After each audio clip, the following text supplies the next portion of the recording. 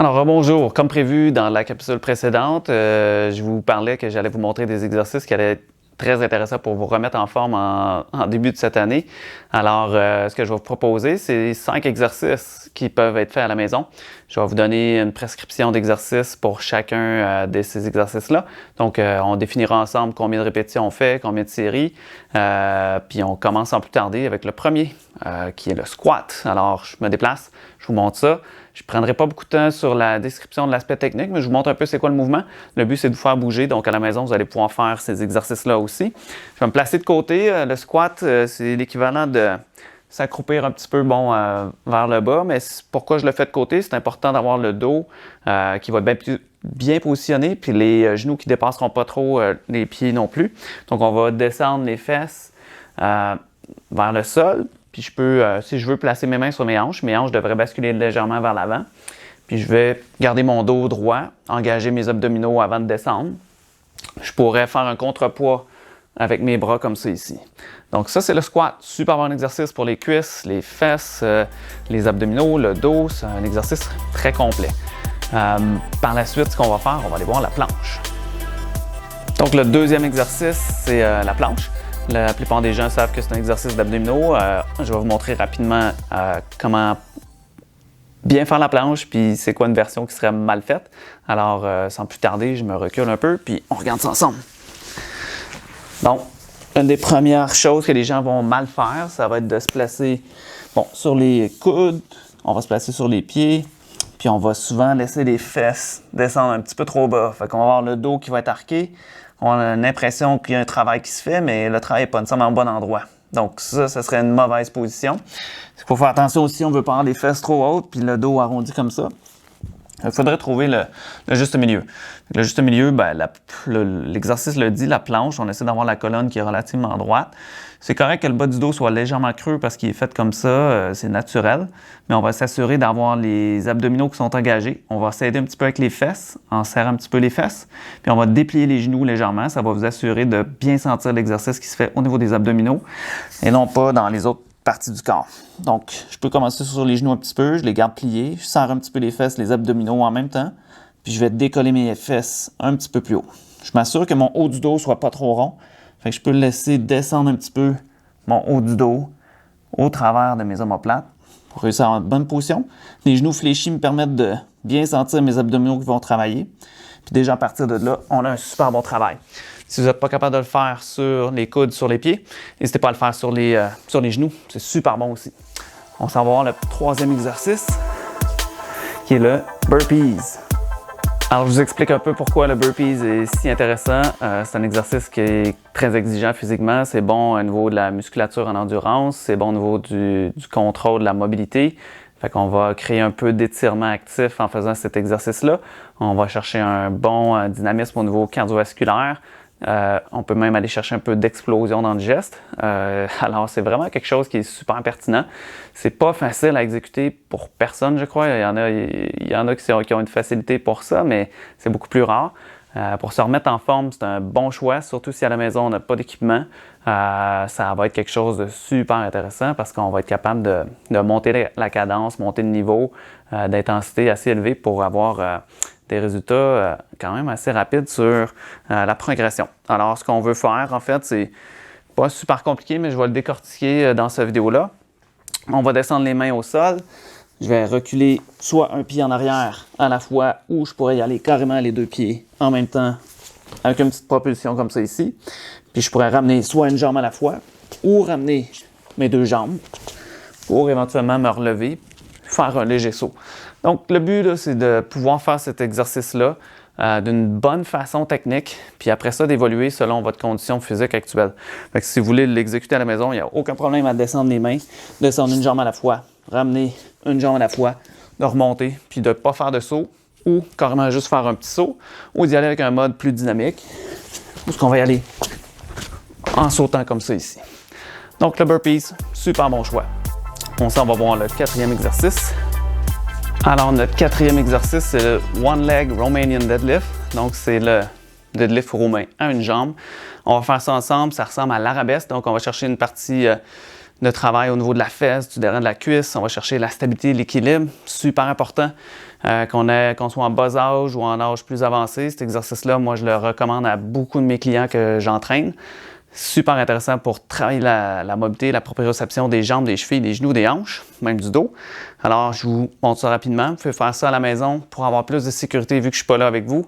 Mettez-vous une main proche d'un mur. Ça va vous permettre de retrouver votre équilibre si vous avez de la difficulté à maintenir l'équilibre. Si vous avez un miroir pas loin, intéressant de se placer perpendiculaire au miroir pour voir comment votre colonne vertébrale va être positionnée quand vous allez descendre vers l'avant.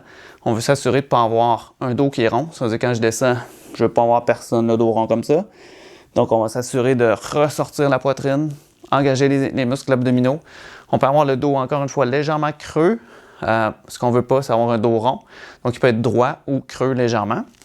Vous allez vous placer sur une jambe. Vous pouvez peut-être temporairement fixer un point en avant de vous qui ne bouge pas pour garder votre équilibre. Vous pouvez avoir les bras le long du corps, on ressent la poitrine. On va essayer de se laisser descendre tranquillement vers l'avant en gardant le genou qui est ici au sol légèrement fléchi. Donc, pas nécessairement la jambe bloquée en arrière, légèrement fléchie, puis elle va rester dans cet angle-là. Ce qu'on veut faire, c'est descendre tranquillement vers le bas. Garder, encore une fois, comme je vous disais, on va essayer de garder les abdos engagés, le dos droit ou creux et non pas arrondi. Donc, on ressort un petit peu les fesses, de ressentir la tension dans la fesse puis dans le derrière de la cuisse. Quand on a terminé l'exercice, on veut remonter, on remonte avec les hanches et non pas avec le dos.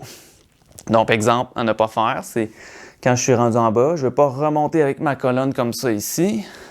Je veux m'assurer d'être capable de connecter avec mon corps, puis le contrepoids, ça va être mes hanches qui vont contracter puis ramener un petit peu mon corps, mes hanches vers l'avant. Donc, ma fesse a reculé vers l'arrière.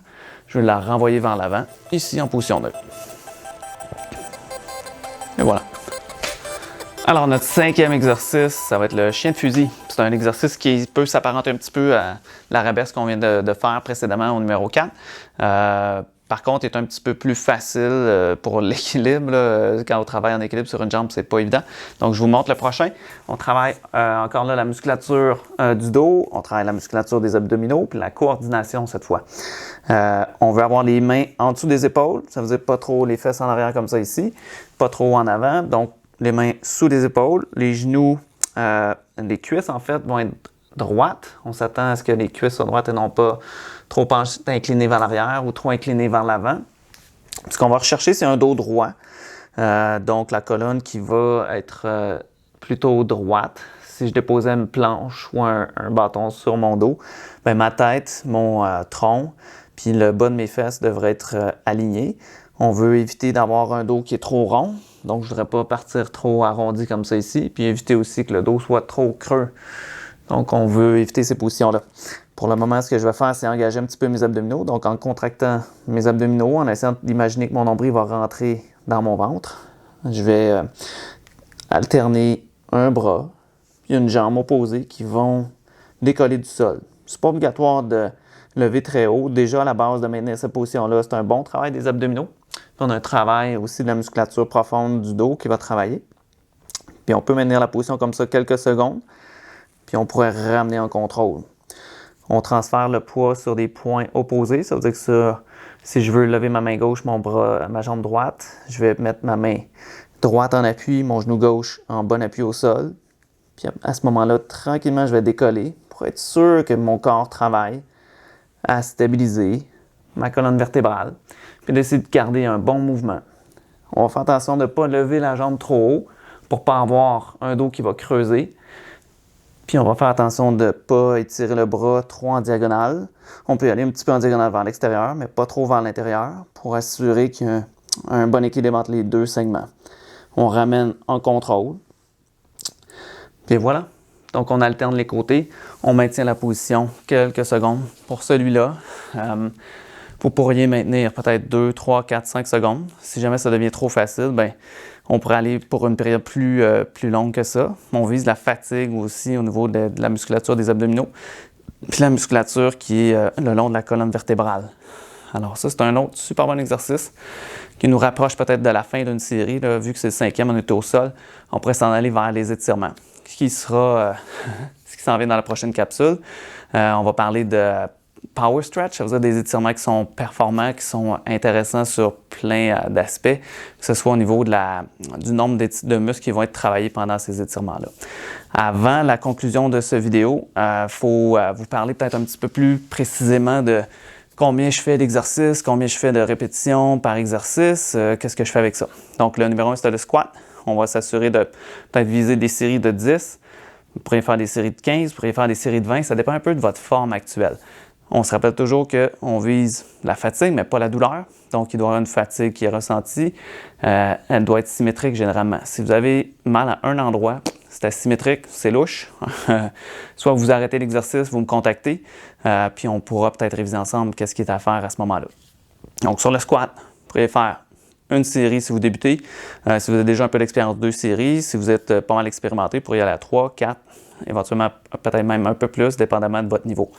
Ça peut être fait, comme on parlait dans d'autres capsules précédentes, 3, 4, 5 fois par semaine, dépendamment encore là de la durée et de quelle autre activité vous faites. Donc, il y a beaucoup de paramètres à vérifier, mais on ne se trompe pas, là, 3 fois par semaine, ça, il n'y aura pas de problème. Le numéro 2, on avait la planche. Donc, la planche, on va souvent proposer un maximum de temps. Si vous êtes capable de maintenir la planche, la fois suivante, essayez de faire un petit peu plus longtemps. Donc, on va partir un chronomètre. On va vérifier où vous pouvez compter dans votre tête le nombre de secondes que vous êtes capable de maintenir. Puis la fois suivante, on essaie d'augmenter progressivement. Si vous êtes rendu à 1 heure de planche, ben là, appelez-moi, on va trouver un autre exercice, il n'y a pas de problème. Pour ceux qui trouvent ça trop long, il y a plein d'autres variantes aussi qui sont plus avancées, qui vont être plus challengeantes. Donc, au numéro 3, on avait le burpees. Ça, c'est un exercice qui est super exigeant, super cardio. Dépendamment de votre niveau de forme physique, il faut se respecter. Si vous avez une problématique particulière, c'est un genre d'exercice qui peut faire monter vos fréquences cardiaques super rapidement. Donc, il faudrait se limiter peut-être à ce niveau-là. Respecter vos fréquences cardiaques qui sont recommandées par votre kinésiologue. Sinon, sur un burpees, d'en faire une dizaine, c'est déjà plutôt bon. Donc, vous pourriez faire une série de 10, prendre peut-être un 30, 60 secondes de repos et recommencer une deuxième fois. Si jamais vous êtes vraiment motivé pour y aller pour une 3e série sans problème. Pour l'exercice numéro 4, on parlait du deadlift romain à une jambe. C'est un exercice exigeant sur l'équilibre, la coordination. Donc celui-là, quand on tourne autour d'une dizaine de répétitions par jambe, je trouve qu'on a un exercice qui est quand même super intéressant dans ce range de répétitions-là. Vu qu'on a les 2 jambes à faire, on ne veut pas faire des séries trop longues parce que l'exercice devient un petit peu long. Donc 10 par jambe. Vous pourrez faire 1 fois, 2 fois ou 3 fois. Le 5e exercice qu'on vient de voir, c'était le chien de fusil. Donc celui-là, on va viser peut-être une fatigue que vous allez ressentir, que vous êtes capable, un peu comme la planche, de bien exécuter techniquement votre mouvement. Puis d'arriver à un stade où il y a une fatigue qui est ressentie, soit au niveau des abdominaux, soit au niveau de la musculature du bas du dos qui va devenir un peu plus fatiguée. D'essayer de respecter ça, mais de comprendre que le principe, c'est si on repousse nos limites, normalement on s'améliore, on devient plus endurant, on devient plus fort, plus performant. Donc ces 5 exercices-là servaient à ça. Dans la prochaine vidéo, je vous parle d'exercices d'étirement. Donc, si on fait du renforcement, c'est important de s'étirer. Même si on n'en fait pas, c'est important aussi, mais d'autant plus si on se renforce en musculation, on veut éviter d'avoir des contractures qui vont apparaître dans nos muscles. Donc, on va s'assurer de s'étirer. Dans la prochaine capsule, 5 exercices de stretch, d'étirement qui sont super performants. Donc, ne manquez pas ça dans la prochaine vidéo. À bientôt!